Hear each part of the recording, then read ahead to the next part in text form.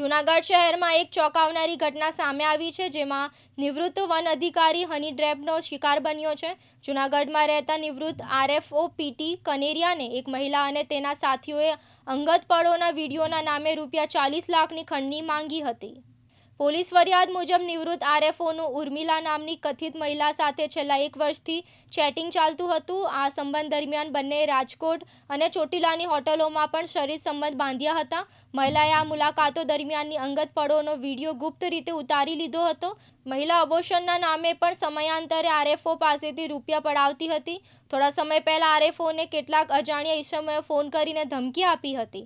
આ ઈસમોએ video viral કરવાની ધમકી આપીને 40 લાખની માંગણી કરી હતી, જેના કારણે આરએફઓ ગભરાઈ ગયા હતા। અંતે પીટી કનેરિયાએ આ મામલે જૂનાગઢ બી ડિવિઝન પોલીસ સ્ટેશનમાં ફરિયાદ નોંધાવી હતી। પોલીસે તાત્કાલિક કાર્યવાહી હાથ ધરીને કથિત મહિલા સહિત કુલ 3 આરોપીઓની અટકાયત કરી છે। પોલીસે આ સમગ્ર રેકેટમાં અન્ય કોઈની સંડોવણી છે કે કેમ તે અંગે વધુ તપાસ હાથ ધરી છે। એક હની ટ્રેપની ઘટના બનેલ છે, જે બનાવની વિગત એવી છે કે આ કામે ફરિયાદી પરસોત્તમભાઈ ત્રિકમભાઈ કનેરિયા, જેઓ નિવૃત્ત આરએફઓ અધિકારી છે, જેઓને સોશિયલ મીડિયા મારફતે એક ઉર્મિલા નામની વ્યક્તિ તેઓનો કોન્ટેક્ટ કરે છે અને તેઓને અવારનવાર સંબંધ કેળવીને તેઓને મળવા માટે બોલાવે છે। જેઓ આશરે 20 દિવસ પહેલાં ચોટીલા ખાતે હોટલ ખાતે મળેલા હતા।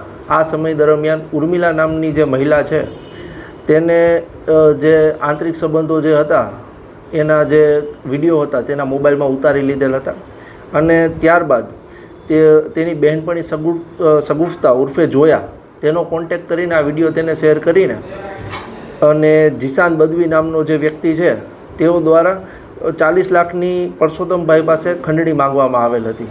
જો આ 40 લાખ રૂપિયા તેઓને નહીં દેવામાં આવે તો તેઓને સમાજમાં બદનામ કરી દેવાની તથા આ વિડીયો વાયરલ કરી દેવાની ધમકી આપવામાં આવેલ હતી।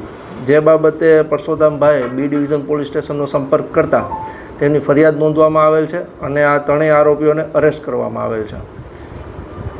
આરોપી વિરુદ્ધ અગાઉ આ પ્રકારના કોઈ ગુના દાખલ થયા હોય, કોઈ મુદ્દામાં રિકવર થયો હોય તો? ના, અત્યાર સુધી કોઈ પ્રાથમિક તપાસમાં ગુનાઓ નથી આવેલા, હાલ તપાસ ચાલુ છે। બનાવની એમો એવી છે કે આ આરોપીઓ જે છે એ ગુનાહિત કાવતરું કરીને સાથે મળીને ફરિયાદી પાસે એન કેન પ્રકારે સંબંધ કેળવી તેઓની પાસે કહે છે કે શરીર સંબંધ બાંધ્યા પછી કે આ પ્રકારે હવે પોતાને ગર્ભ રહી ગયો છે, ગર્ભ એબોર્શન કરાવવા માટે તેની પાસે પૈસાની માંગણી કરવામાં આવે છે। ત્યારબાદ જે ફરિયાદી હોય છે તેનું આખું કેરેક્ટર અને બધું જસ્ટિફાઈ કર્યા પછી તેની પાસે ખંડણી માંગવામાં આવે છે। ખાસ કરીને જે ફરિયાદી છે એની બેકગ્રાઉન્ડ શું છે? જે ફરિયાદી છે તે નિવૃત્ત આરએફઓ અધિકારી છે। પ્રકાશ દવે સાથે યજ્ઞેશ ભટ્ટ, દિવ્યાંગ ન્યૂઝ, જૂનાગઢ।